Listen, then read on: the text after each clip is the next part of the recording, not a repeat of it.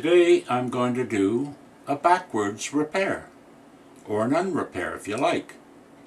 The true story is that over the summertime I had a customer and a friend drop off an old tube Philco radio and just sort of left it as a foundling on my doorstep, and I think he thought that I would just strip it for parts, but I took one look at the cabinet and I decided that I was going to want to try and repair it or restore the unit.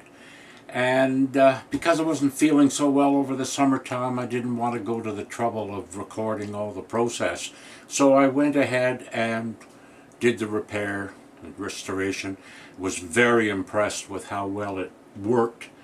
It's a 6-tube unit, but it doesn't have it has no tuned RF, I should say. It has an extra IF tube or stage, and what I also wanted to show was that unlike some people who live by the mantra of returning a unit to its original build condition when it was manufactured, I don't subscribe to that necessarily for my own purposes. I do what I like with the units I have. Sometimes I do a lot of modifications, sometimes I don't, but when I do, sometimes they work quite well and sometimes they don't work so well and I have to undo and go on to something else. But it's the way I learn and expand my experience on these things. So the unit is already repaired, but I will open it up and I will show exactly what I've done in the way of modifications, and hopefully give some people some courage to get out there or get into it and experiment on their own, with their own ideas, if you have some kind of knowledge of this. The other thing that I must remind everybody is that when you're working on these things, if you are working on these things, they have very high voltages and they can be lethal, especially with AC/DC units, which most of these mantle radios that were built at the time in North America are. So if you're going to be following along, like Paul Carlson says, you please do so at your own risk. It's could be very dangerous. So take care. All right, I'll set up the camera and we'll get right into it.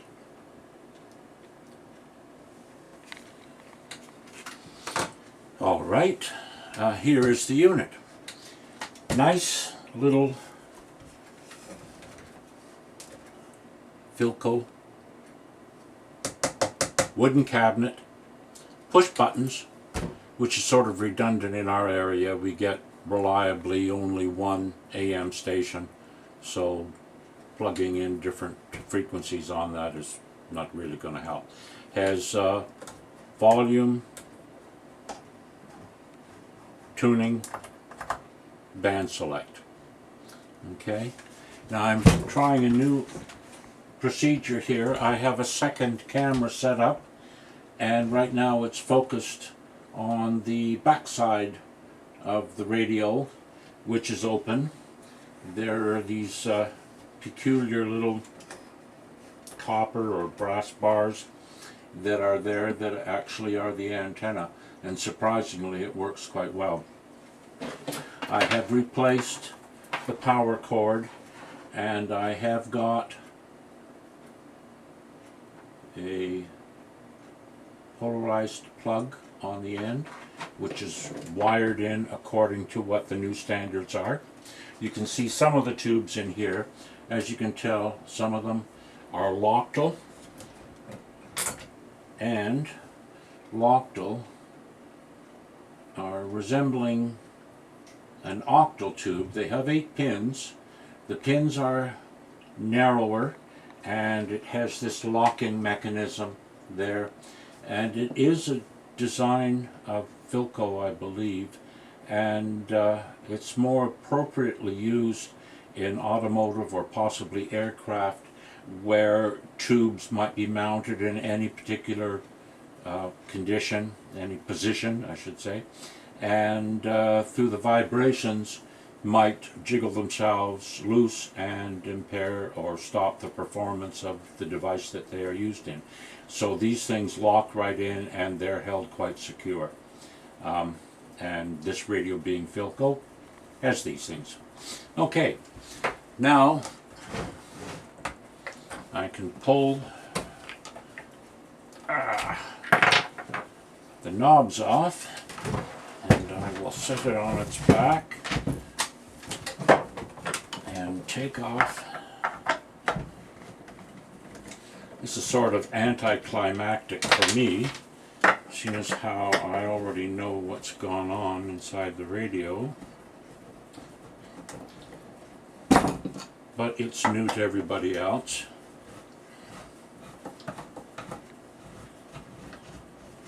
Or to most everybody else. There. Put that right back where it was. Maybe I can get a tighter view of this fella. Should have done that before. It's very handsome. The cabinet was not in very good shape when I got it, and I stripped it and refinished it, and I had quite a trial with it because the spray lacquer that I intended to use, I guess, had suffered through age, and it put, instead of a high gloss finish on it, it put a matte finish, even though it was supposed to be high gloss. And I didn't like it. I stripped it down. Then I went and picked up a brand of lacquer that had the can had a clear top to it, and it said nothing at all about color, so I presumed it was a gloss lacquer, clear lacquer.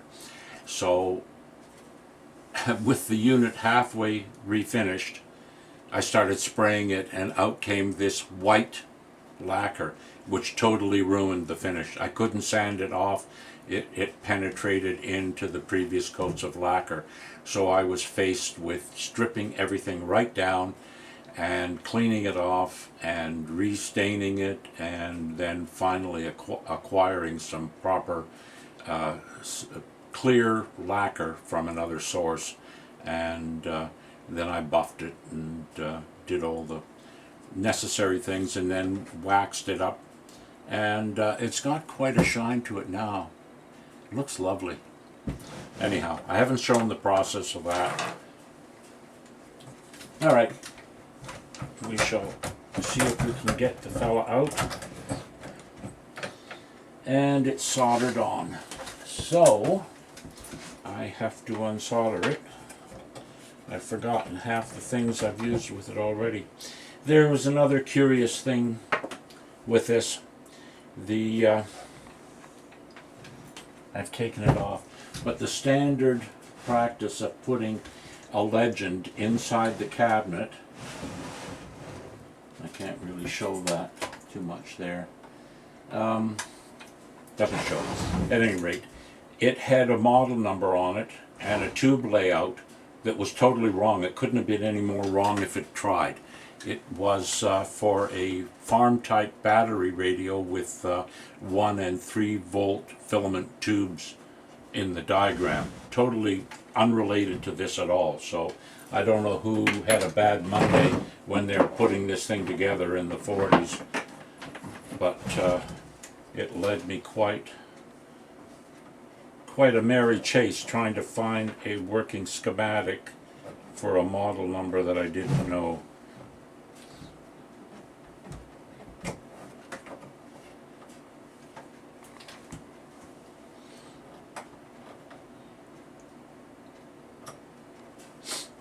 Iron isn't really hot enough to unsolder things too quickly.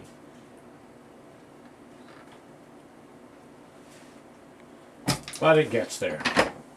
Alright, now I can take it out.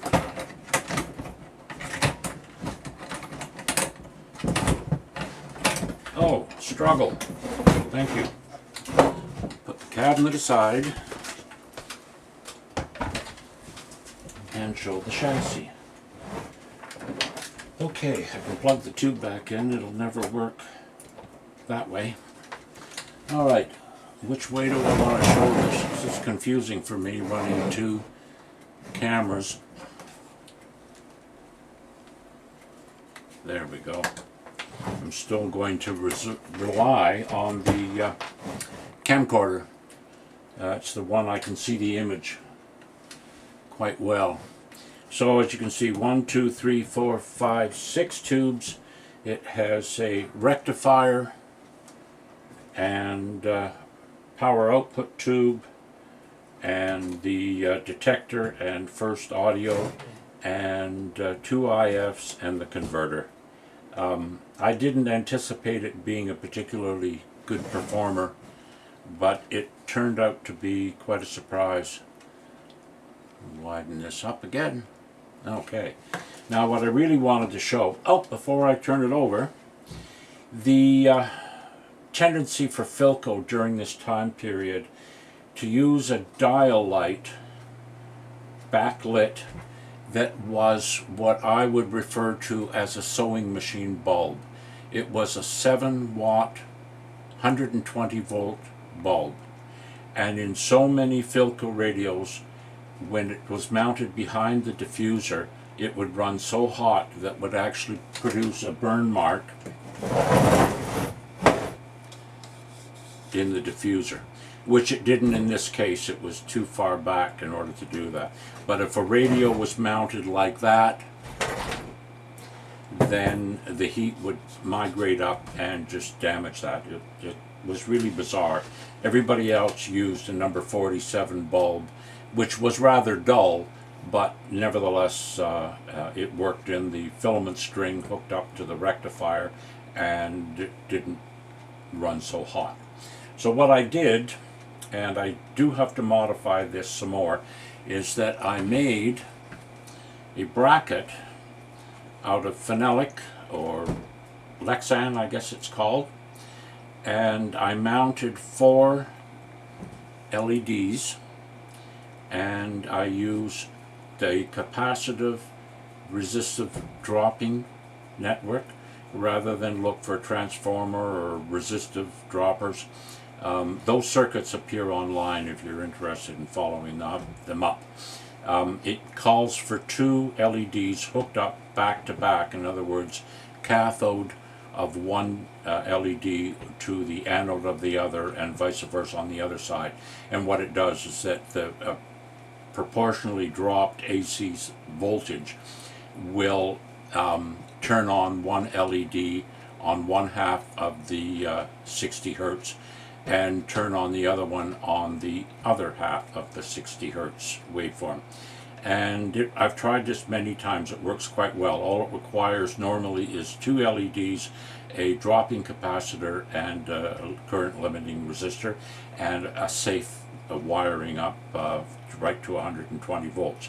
In this case, I wanted to run 4 to cover the entire width of this diffuser, and I wondered whether 4 hooked up the exact same way, series parallel, and hooked up in parallel to the dropper, whether it would actually work or not, and it worked perfectly. The only problem I have is that this being a bright white bulb, or LED I should say, it glows very uncharacteristically modern technology. It is not a soft yellow incandescent type glow. Since then I have acquired some yellow LEDs, and I'm going to try them out and see whether they improve things. I'm just not going to do that right now. Alright, I shall turn the unit over and show you what I've done. If I can grab a support for this. My idea is to mount the new camera directly above me. Does that show? Okay. And shine it right down so that you get a top view of everything. Alright. The problem I've always had with any units that have Loctite tubes in it is that if your tube requires a circuit ground, which is, as opposed to a chassis ground, you have to have a set of wires running around that hook up to the negative part of the B plus supply, or the B supply I should say. Then with Lochtel tubes, the bases of them always have a metal part. That, in the case of an AC/DC unit, cannot be hooked up to the B minus. That represents a shock hazard.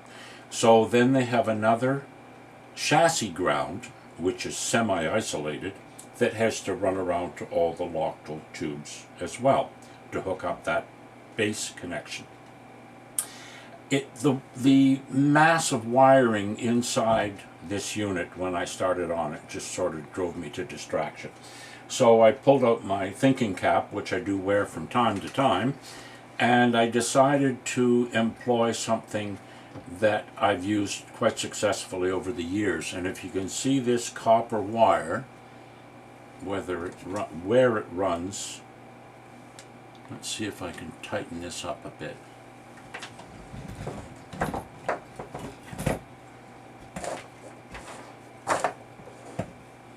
There, that might be better. You can catch a bit of it there. So it runs from one hard connection on a tie strip all the way around, in this case in a U, back to another item, which is a coil, which is hard mounted to the chassis. So it represents quite a stable piece. And then that is hooked up to the B minus, and all your connections that require a connection to B minus are hooked up to that. That takes a lot of this random wiring out of the equation, if you like. And then what you have to do as well is make sure that your tube bases of the Lochtel tubes still get a return to the chassis. And that's what I've done. It's cleaned up a lot. To me, it's prettier and makes it a lot easier to replace the particular parts. So one of the things I have done, one of two things I've done, which is standard and really mandatory, is to remove what they call the death capacitor from the B minus, which is one side of the, where are we? One side of the, there we go. My other camera has stopped functioning, so I don't know what's going on there. I don't care. So that is your electrical ground that comes from your, or the common, I guess is the term you should use, that comes in. And depending on whether your house is wired properly, hopefully it is, that common will be what is at the electrical box hooked up to the ground, or the U ground connection. So they should be pretty well the same potential. Nevertheless, you can't always guarantee that somebody's wired up the house properly. So we still isolate the chassis with a capacitor. And because capacitors can fail in a way that makes them draw current or short, then you don't want to use those kind of capacitors, because if they do malfunction, you risk electrocution, literally. So what I have is what everybody's recommending and is used in modern equipment. And this little fella, where are we? Finding things, there it is. Okay. That is an XY capacitor, and it is a safety capacitor, and it makes the unit run quite safely. If you happen to contact the chassis and touch a grounded item, you're not going to be electrocuted, which is always the risk the way it was wired before. I have, and I can't remember the reason why, I have two safety capacitors in there, and there is a reason for it, but I can't really remember why. The other thing I've done is, where are we? There it is there. I need to widen this out because I can't see where I'm going. It's a fuse. And the fuse is now in the hot side. And as the wire comes in, the narrow part is now the full potential, or the hot lead, and it comes right in and goes to the fuse, and then the fuse on the other side comes out and goes to the power switch, which in the case of this Philco is part of that assembly of push buttons at the top. So that is the standard, agreed to, I guess is the comment, procedure where you break the connection in the hot lead. So first it comes into the fuse, then from the fuse it goes to the switch, and then from the switch it goes to the filament line, which starts at the rectifier in most cases, and also starts the B plus filament, B plus connection to the plate, either through a surge limiting resistor or directly to the plate. In this case, it's a, I believe it's a, yes, it's octal. It's a 35 Z5 tube. And that is really what I wanted to show. As you can tell, all these orange drop, which are actually red drop in this case, capacitors used in bypass and coupling have all been replaced. They are tested for which is the outer foil, and I do that by hooking it up one lead to the scope and then grasping the body of the capacitor. See if I can grab a capacitor to show you what I do. So with one lead only hooked up to the probe of the oscilloscope, then I hold the body like that, and then I observe the waveform, the hum injected waveform. Then I disconnect and hook it up to the other side and observe what the waveform looks like.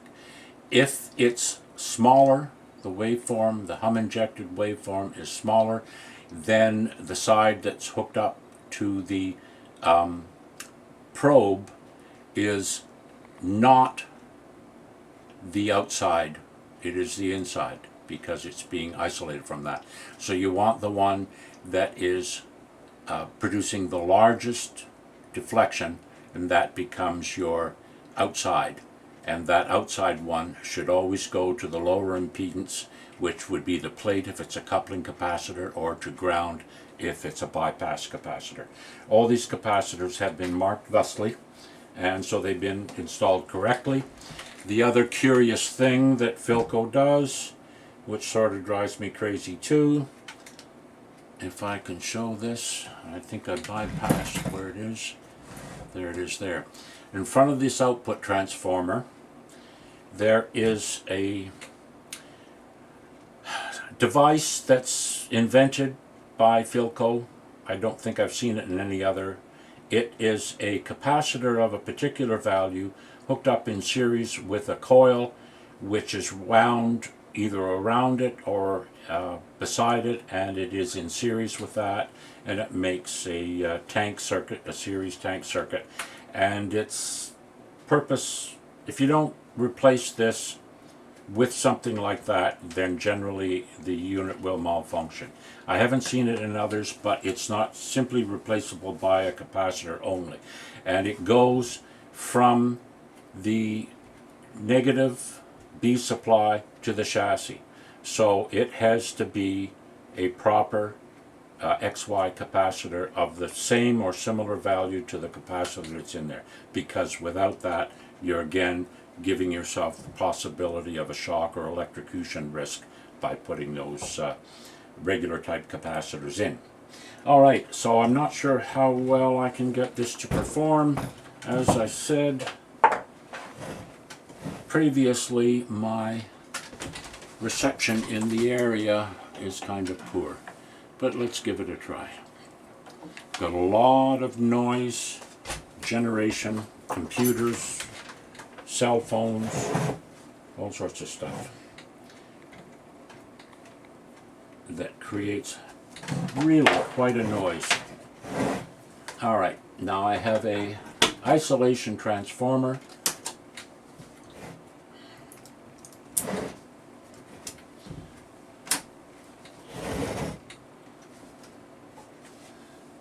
And let's see if we get some action here.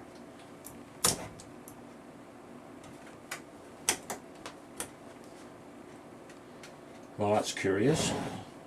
All of a sudden I don't have anybody. Nope. Well, it was working. Oh, there it is. Oh, I'm sorry. Don't even know how to run it. Let's back that off. And I can show you what I forgot to do. Okay. It's not interlocked with this piano keys. It's simply an on, off. And you can see my LEDs shining through there.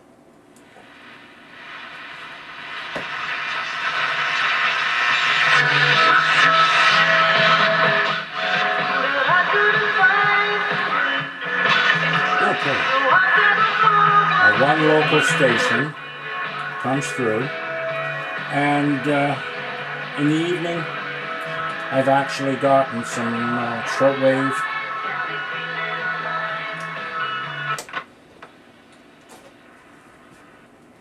Let's see if we can get any.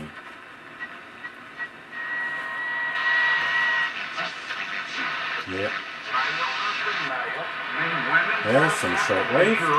I don't even know what frequency band this is.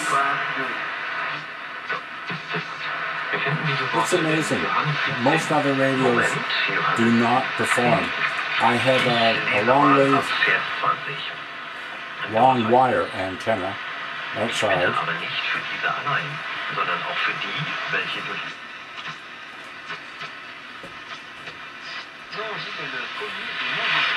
And another one.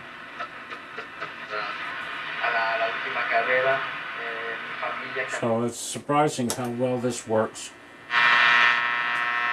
As you can tell,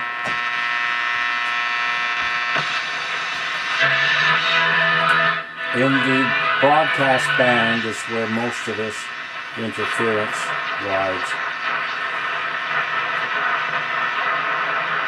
And I can't, it's unfortunate.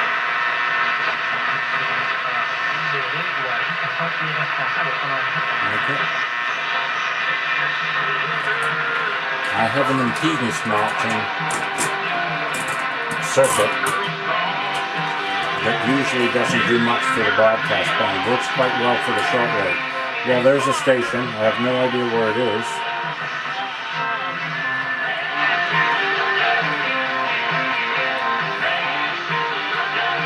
There it is.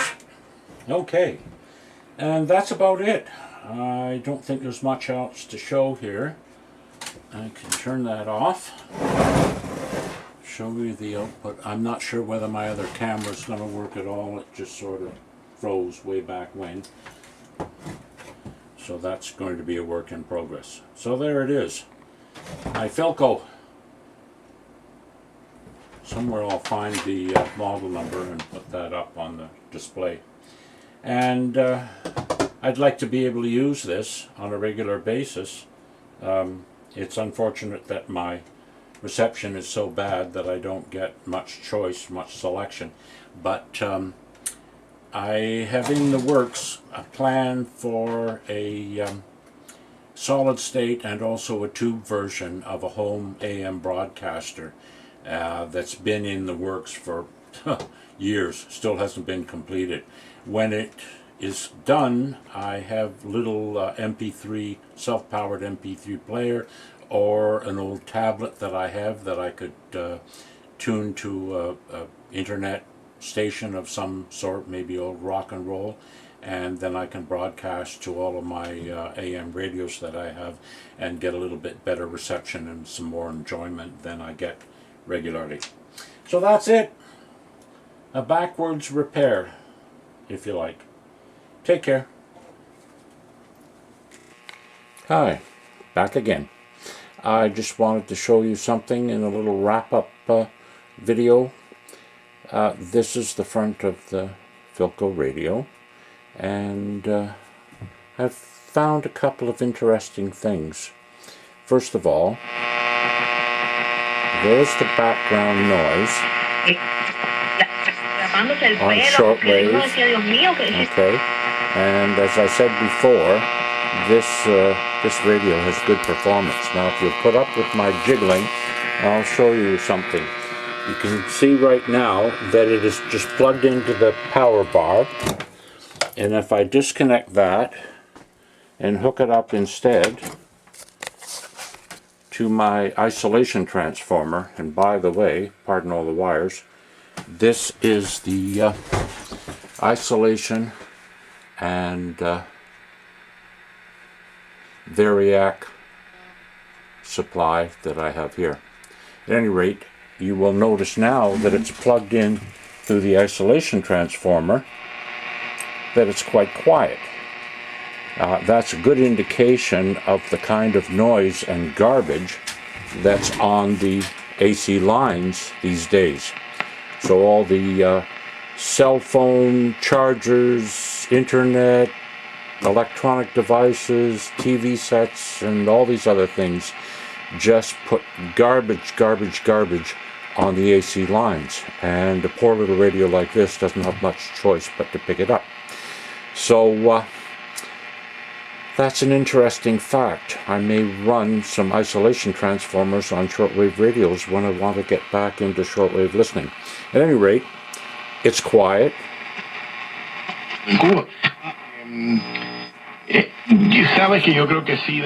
And I can tune in a radio. It sounds like Spanish speaking. I'm not so sure where it's coming from, but I'll show you another curiosity here, how this device works. Over here, I'll turn down the radio a bit. Pardon the glare.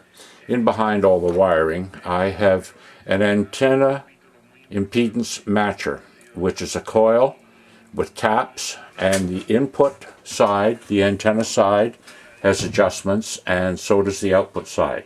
So I'll turn the volume up again and listen to what happens.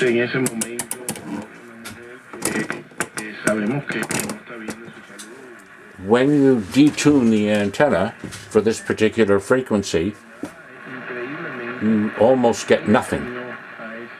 And then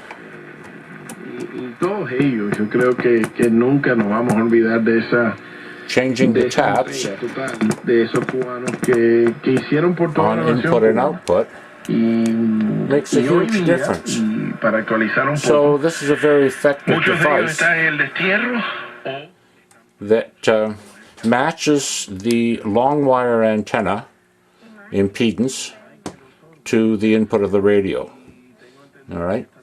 And all I have, if you can see on this side, pardon the wires again, I just have direct wire feed through a lightning arrestor, which is outside, and then an unshielded wire that goes right up to the antenna itself.